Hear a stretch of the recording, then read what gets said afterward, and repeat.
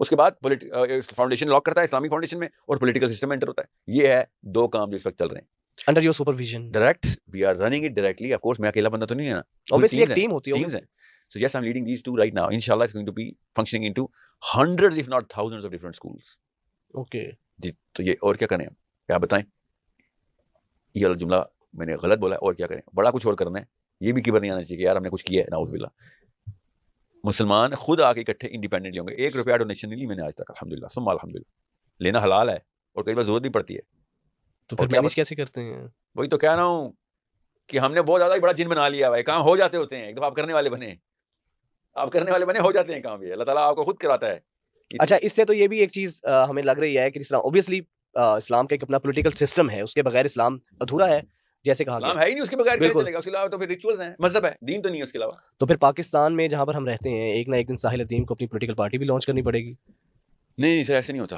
یہ ڈیموکریسی جو ہے نا, یہ ایک حرام کاری ہے, لٹرلی حرام کاری ہے. رہنا تو اسی سسٹم کے اندر ہی ہے. ہاں, اس وقت واشنگٹن کے سسٹم ہے سر. آپ کس نے کہا ہے اسلام آباد سے ہمارا سسٹم چلتا ہے؟ آپ کو کہیں یہ غلط فہمی تو نہیں ہے؟ چلے وہی کہیں نہ کہیں لولی لنگڑی سے ڈیموکریسی ہے تو دستیاب وسائل کے. اس پاکستان میں اسلام کا سسٹم نافذ کرنے کے لیے پاکستان سے نہیں, گلوبل مسلم فورس سے ہو گئے.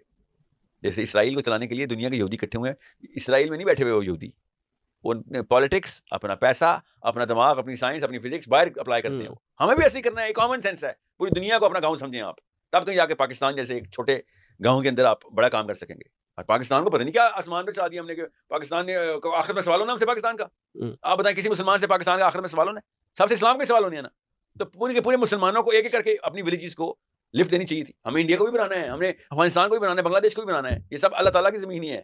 پاکستانی اس لیے میں اسٹارٹ کرتا ہوں بھائی, اسلام کے نام پہ بنائی ہوئی ایک گاؤں ہے ہمارا. ادھر اگر ہم نہیں اپلائی کر سکے پھر ہم نے کیا کسی اور کی بات کرنی ہے؟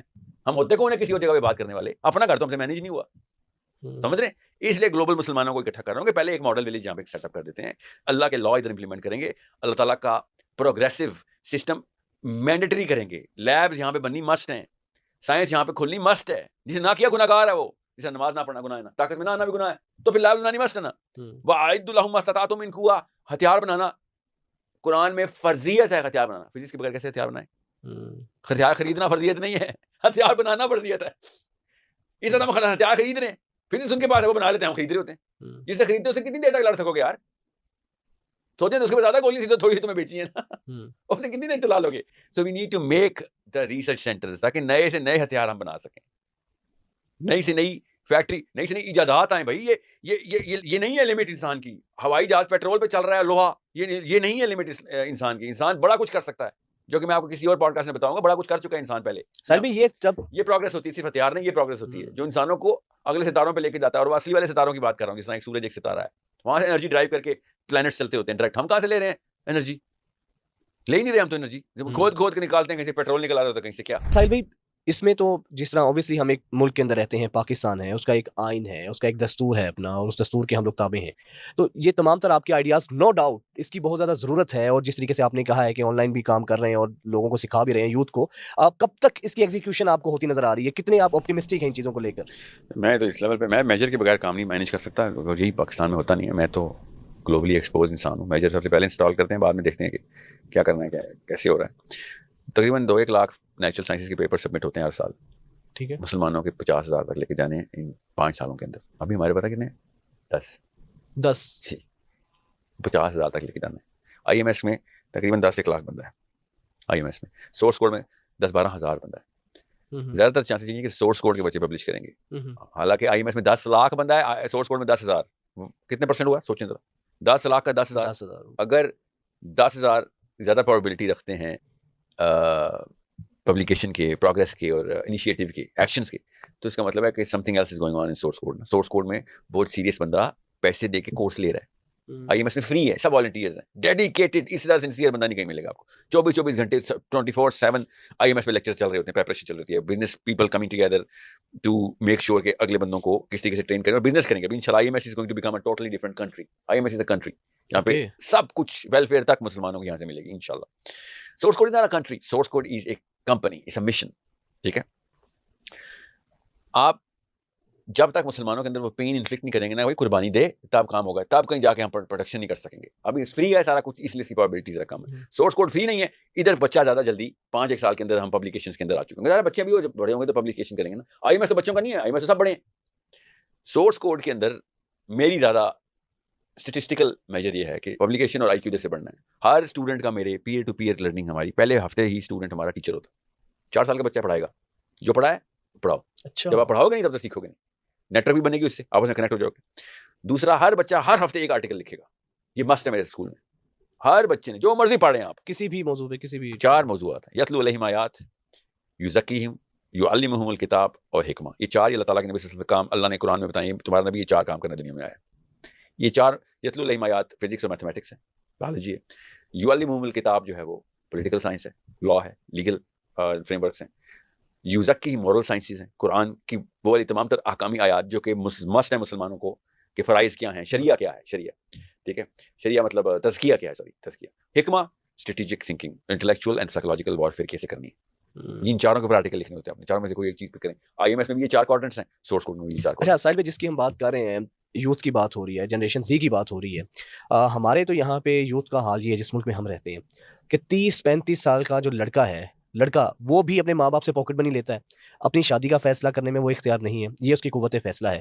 اس کا مستقبل اس کے پیرنٹس طے کرتے ہیں. شادی کرنی ہے وہ بھی اس کے ماں باپ کی مرضی کے بغیر. اس کو کہا 30 سال کی عمر کے بچے کو بھی یہ اختیار نہیں ہے, یا سمجھا جاتا ہے کہ یہ تو اتنا عقل مند ہی نہیں ہے کہ یہ شادی جیسا فیصلہ بھی کر سکے.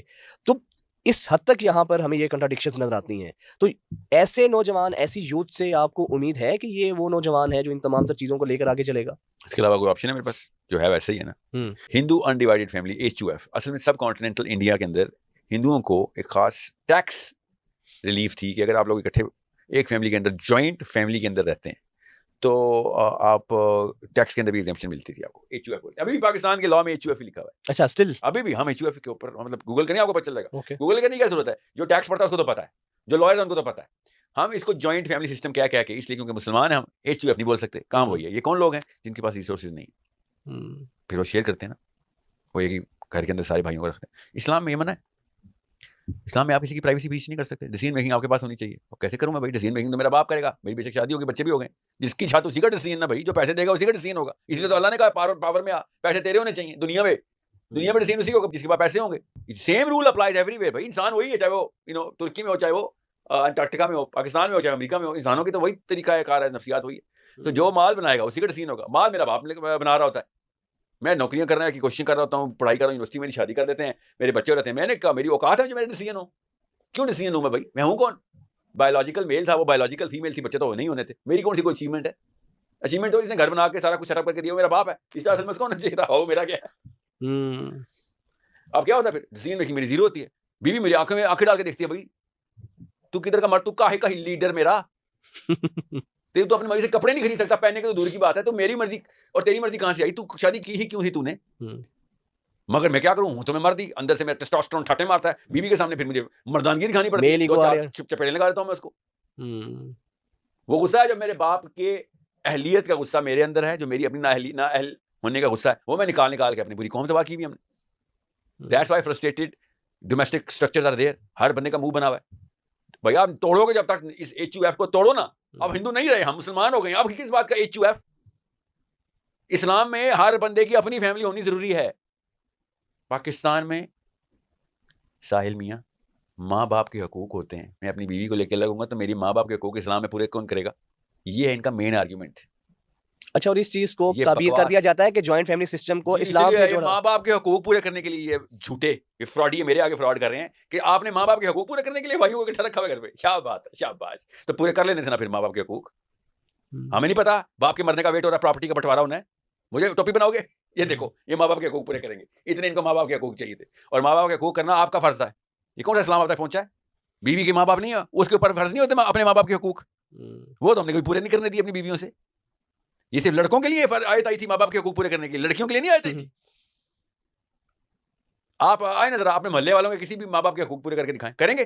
آپ کہیں گے سر میرے محلے والے کا کیا تعلق ہے میرے ماں باپ کے حقوق سے؟ تو بالکل آپ کی بیوی کا کیا تعلق ہے آپ کے ماں باپ کے حقوق سے؟